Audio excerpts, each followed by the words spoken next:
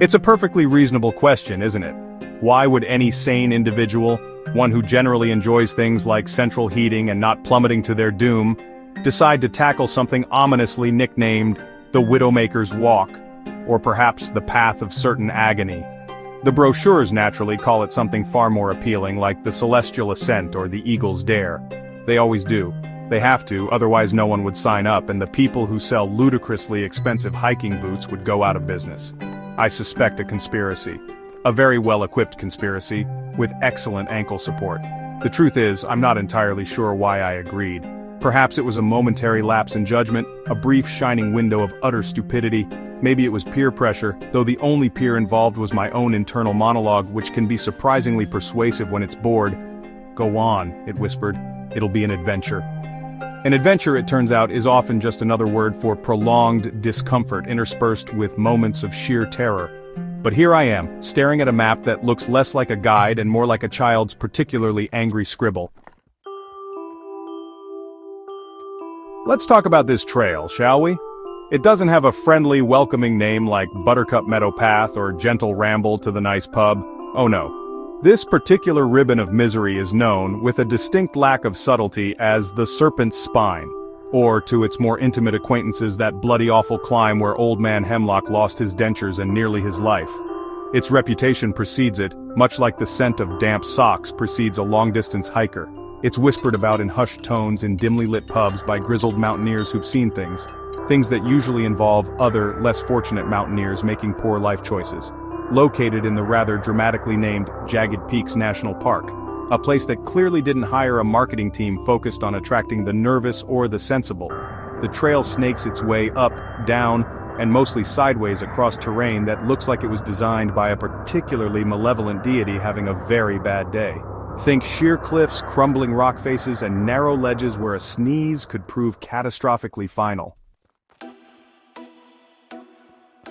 Now, when a trail earns itself a reputation for being dangerous, one might reasonably expect a certain level of peril. Perhaps a mildly sprained ankle, or getting a bit lost and having to eat your emergency Kendall mint cake sooner than planned.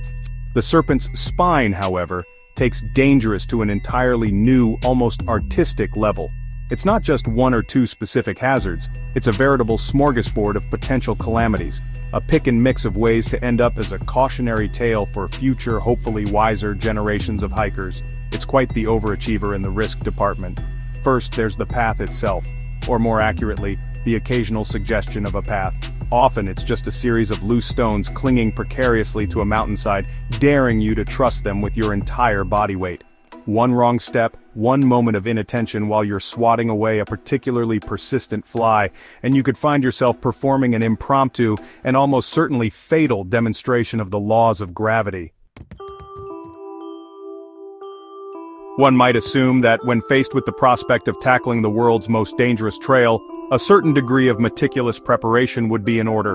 One might picture weeks of physical conditioning, careful study of topographical maps, and the assembly of a survival kit that would make Bear Grylls nod in quiet approval. I, however, approached it with the kind of blithe optimism usually reserved for people who buy lottery tickets expecting to win. My preparations were, shall we say, more spiritual than practical. I mostly hoped for the best. My physical conditioning regime involved walking to the corner shop for a newspaper and occasionally taking the stairs instead of the lift, provided it wasn't more than 2 flights. I reasoned that the trail itself would provide ample exercise. Why overdo it beforehand? As for studying maps, I glanced at one. It had a lot of squiggly lines and some rather alarming contour patterns that looked like a seismograph reading during a major earthquake. I decided it was probably best not to dwell on such things. Ignorance, I felt, might genuinely be bliss, or at least a temporary anesthetic for the terror to come. Section 5, Chums in Misery, the joy of shared poor decisions. It's often said that misery loves company, and nowhere is this truer than on a ridiculously challenging hike. Embarking on such an ill-advised escapade alone would be an exercise in pure, unadulterated lunacy. Doing it with a friend, however, transforms it into a shared experience of pure, unadulterated lunacy, which is somehow marginally better. Or at least you have someone to blame when things inevitably go pear-shaped. For this particular jaunt into the jaws of peril, I was accompanied by my good friend Bartholomew, a man whose enthusiasm for questionable adventures almost matched my own. Bartholomew, or Barty as he prefers when not filling out insurance forms, is the kind of chap who views a sign reading "Danger, do not enter" as a personal invitation. Section 6. Nature's little pranks, mostly involving gravity. Nature, one often hears, is beautiful, majestic, and awe-inspiring. And it is from a safe distance. Preferably through a window with a cup of tea in hand. Up close, particularly on a trail designed by a committee of sadists, nature reveals its mischievous and often downright mean-spirited side. The serpent's spine was less a showcase of Mother Nature's benevolence, and more a relentless series of practical jokes, most of which seem to involve the fundamental force of gravity and its unwavering desire to reacquaint my person with the valley floor at high speed. Take, for instance, the charmingly named Ankle Twister Alley. This wasn't so much a path as a collection of rocks of varying sizes, all seemingly lubricated and angled to ensure maximum instability. Each step was a gamble, a delicate negotiation with physics. One moment you'd be congratulating yourself on your nimble footwork, the next you'd be performing an involuntary ballet move that would make a prima ballerina wince. I'm fairly certain I invented several new yoga poses, most of them involving flailing arms and a look of profound surprise. Barty naturally found this hilarious, right up until he did the same thing. Section 7. The thrill or my stomach attempting escape.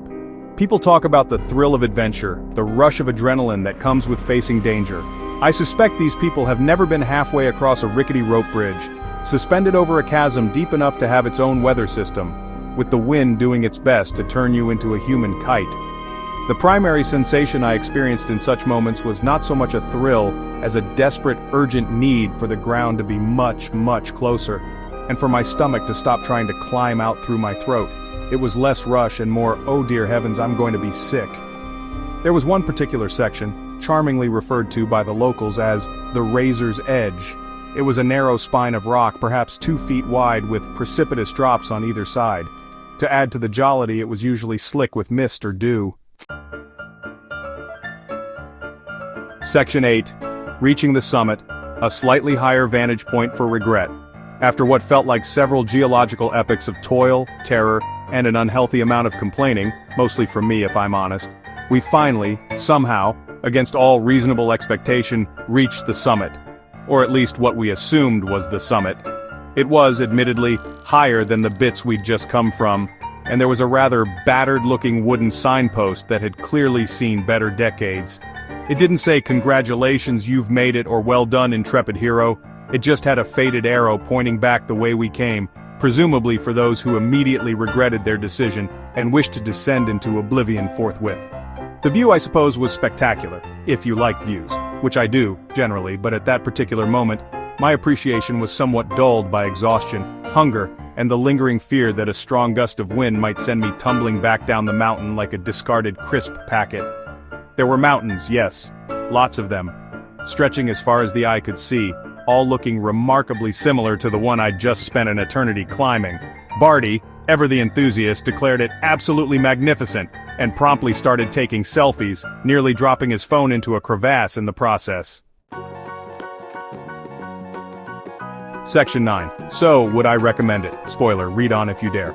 And so we come to the inevitable question: after all the peril, the pain, the near-constant fear of an untimely demise, would I recommend tackling the serpent's spine, or indeed any trail that boasts more ways to injure you than a poorly maintained theme park? It's a tricky one. My immediate, instinctual answer, particularly when my blisters were at their angriest and my muscles were staging a full-scale rebellion, would have been a resounding, unequivocal, absolutely not. Are you mad?